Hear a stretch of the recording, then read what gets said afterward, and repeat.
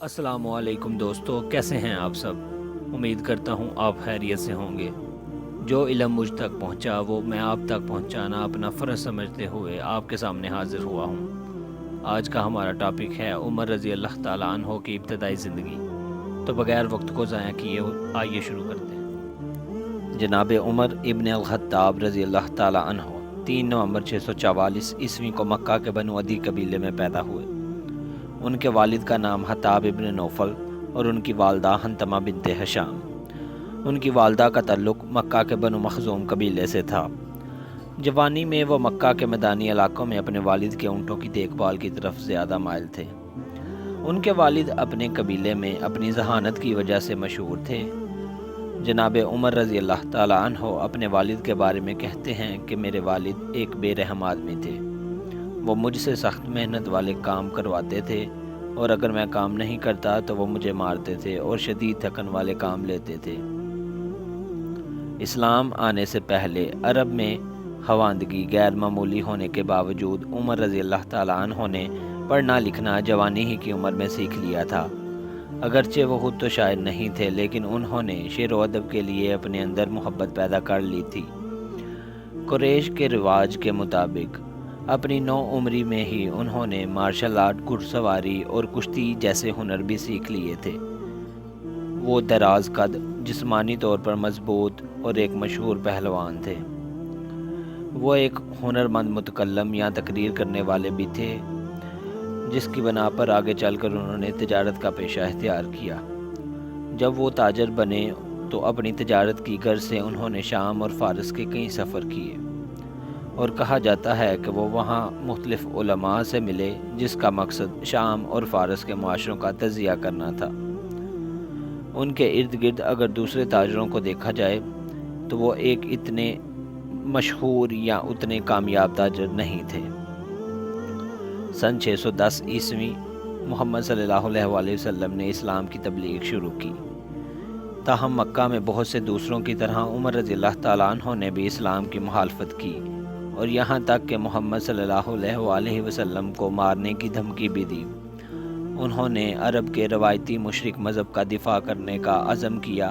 वो मोहम्मद सल्लल्लाहु अलैहि वसल्लम की मुखालफत में बहुत ज़ालिमाना और ज़िद पर थे।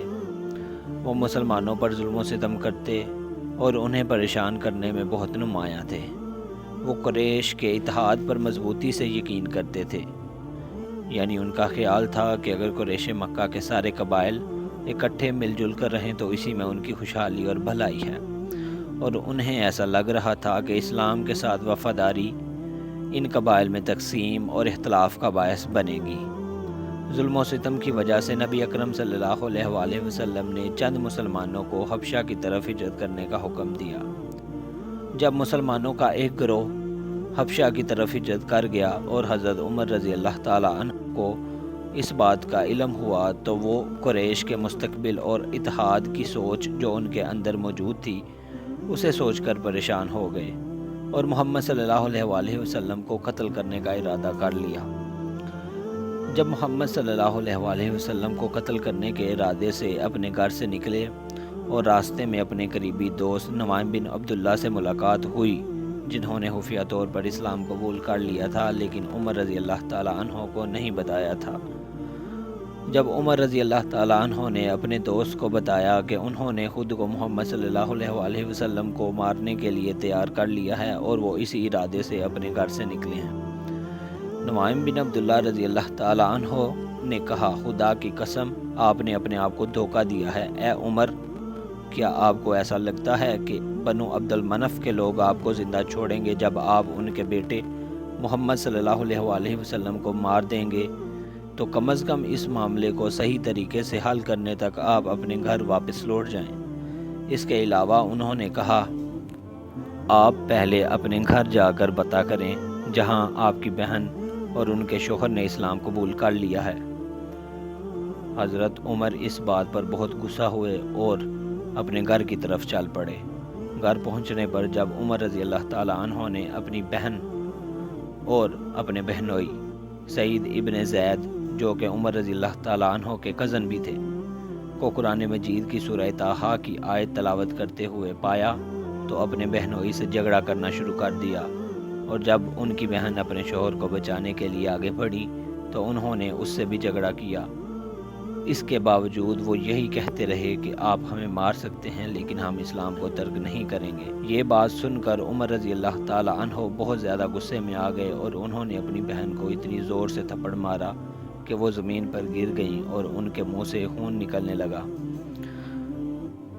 جب انہوں نے دیکھا کہ انہوں نے اپنی بہن کے ساتھ کیا کیا ہے تو اپنے غصے کی حالت سے نکل کر پرسکون ہو کر اپنی بہن سے کہا کہ لاؤ مجھے وہ دو جو تم پڑھ رہی تھی۔ تو ان کی بہن نے انکار کر دیا اور کہا کہ تم ناپاک ہو، کوئی ناپاک شخص اس کو ہاتھ نہیں لگا سکتا۔ عمر رضی اللہ تعالیٰ عنہ نے اصرار کیا، مگر ان کی بہن اس وقت تک انہیں وہ دینے کو تیار نہ ہوئی جب تک کہ وہ اپنے جسم کو دھو کر صاف نہ کر لیں۔ آخر عمر رضی اللہ تعالیٰ عنہ نے اپنے جسم کو دھویا اور آیت پڑھنا شروع کی۔ وہ آیات، ان کا اردو ترجمہ یہ ہے: بے شک میں اللہ ہوں، میرے سوا کوئی معبود نہیں، تو صرف میری عبادت کرو اور میری یاد کے لیے باقاعدہ نماز قائم کرو۔